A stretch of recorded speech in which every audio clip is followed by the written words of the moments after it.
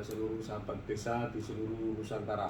Assalamualaikum warahmatullahi wabarakatuh. Jadi sahabat-sahabat semua, di hadapan saya telah hadir penggiat desa.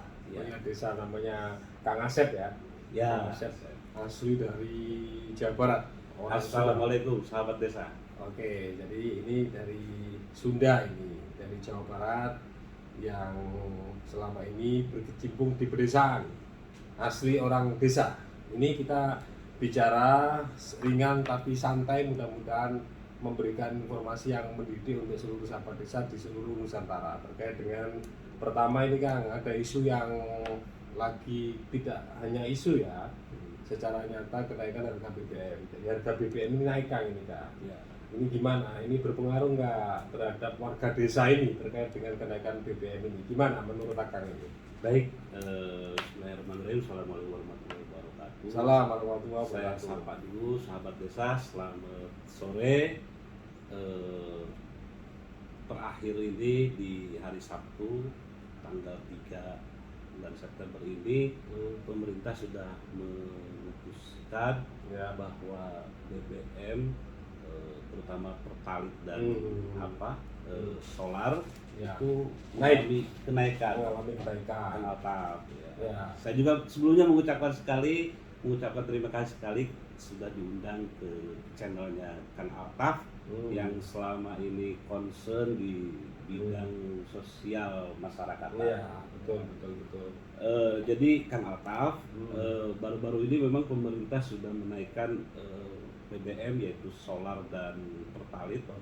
Kenaikannya itu kira-kira kalau solar itu 1.650, kalau pertalite itu menjadi 10.000 dari 7.650, sekitar 2.350 Ya, per liter ya itu ya. per liternya. Kalau beli 10 liter sudah terasa itu. Sudah lumayan lah. Lumayan. Gimana? 2.350. Nah, Jadi ini untuk konteks ini kita bawa ke desa lah ya, warga masyarakat desa itu bagaimana gitu. Iya, Ini. dalam kesejarahan yang namanya naik BBM itu kan menjadi alat vital masyarakat.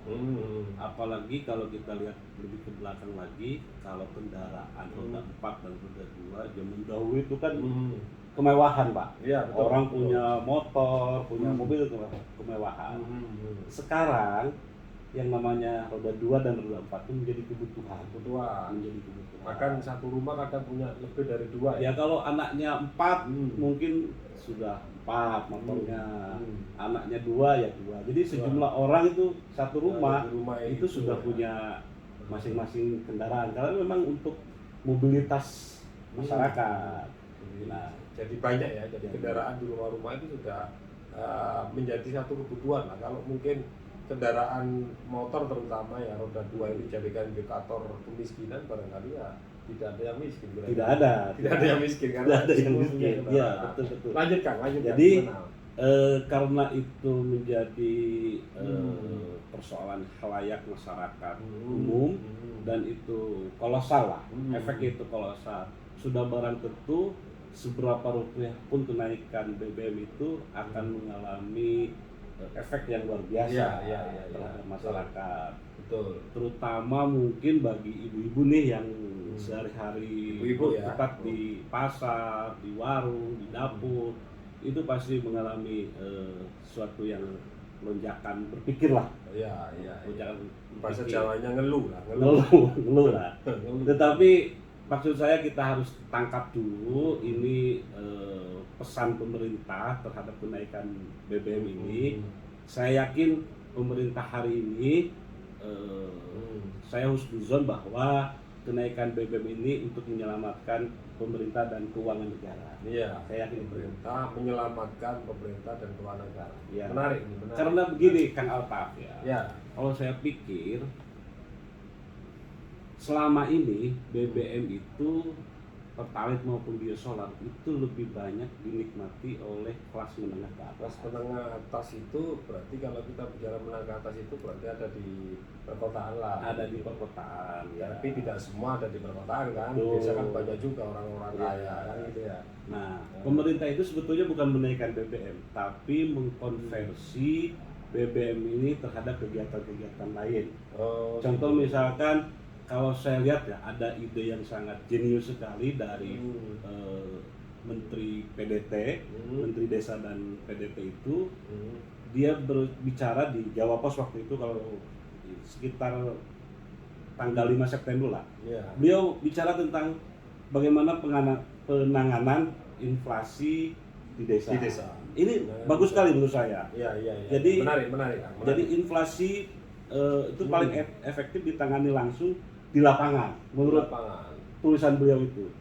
Jadi disinilah posisi desa menurut Pak Menteri Desa itu sangat strategis wilayahnya, karena desa itu 91% di seluruh Indonesia, sisanya itu 9% kelurahan, Pak. Jadi ketika misalnya pemerintah desa ini yang paling bawah itu bergeliat mampu menahan gejolak inflasi ini, saya pikir aman-aman saja. Berarti konsep menanggulangi inflasi itu juga dari desa gitu. Dari desa.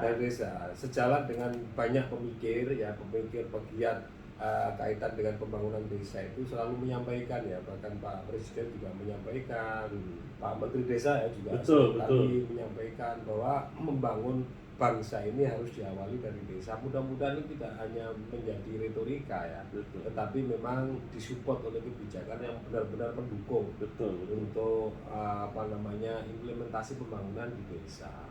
Nah, sejauh ini seperti apa kan? Coba bayangkan kan apa? Pak Menteri Desa bicara di Jawa Pos di 5 September itu, di tanggal 5 September itu, ketika BBM ini naik di tanggal 3, Pak Menteri langsung jawab. Ada persoalan di desa terkait inflasi, ini loh solusinya. Nah, berarti Pak Menteri ini responsibilitasnya luar biasa. Sangat responsif terhadap apa yang disampaikan oleh Pak Presiden Jokowi itu. Bayangkan, di kita ini 74.000 desa sekian. Itu luar biasa. Dan semuanya punya dana desa. Pak Menteri berpikir bahwa bagaimana nih menjaga inflasi ini jangan sampai memporak-porandakan desa. Ini luar biasa ide saya.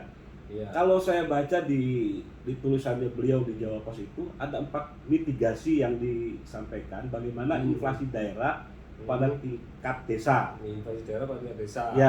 Rangkaian kegiatan dalam lingkup wewenang di desa yang difokuskan agar warga desa tetap memiliki kemampuan untuk membeli kebutuhan pokok, basic need.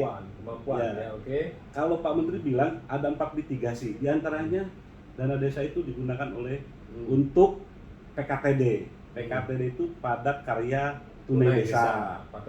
Itu harus difokuskan untuk warga miskin yang pengangguran, warga miskin ekstrim atau perempuan gitu kan. Itu kan bisa kerja juga kalau misalkan bikin jalan atau apa kan bisa jadi geliat ekonomi akan muncul kan ininya itu. Betul. Dengan geliat ekonomi muncul, maka konsep membangun itu kan sebetulnya kan oleh kita warga desa. Jadi pergerakan roda perekonomian itu sesungguhnya pusatnya ada di desa. Makanya sentra-sentra perkebunan dibangun baru-baru ini Gus Menteri juga meresmikan Demplot peternakan terpadu itu juga bagian penting bagaimana supaya ekonomi bergeliat. Untuk perekonomian desa menjadi terdongkrak dengan baik, dan tentu ini sangat signifikan dalam pembangunan. Begitu kan ya? Iya. Jadi terus Kang Alta, bayangkan PKTD sudah dijawab itu. Persoalan inflasi jangan sampai memporak-porandakan ekonomi lokal desa. Terus Gus Menteri dalam tulisannya juga bicara mengenai BLT dana desa. Itu sebetulnya dari Covid 2 tahun yang lalu beliau sudah menyalurkan dana desa itu. Nah, ditambah lagi sekarang maksud tujuannya kenaikan BBM ini untuk mengkonversi dari kelas menengah itu ke masyarakat miskin. Jadi sebetulnya kan kita dalam konteks ini adalah memberikan penguatan pengetahuan kepada seluruh masyarakat. Sesungguhnya setiap kebijakan yang diambil itu tentu ada latar belakang dan tentu saya yakin tidak akan terus kemudian dalam tanda kutip menyengsarakan warganya dibuat sengsara. Saya yakin tidak. Tentu ada alasan krusial di dalam mengambil satu kebijakan, dan ini yang terjadi di kita kan. Betul.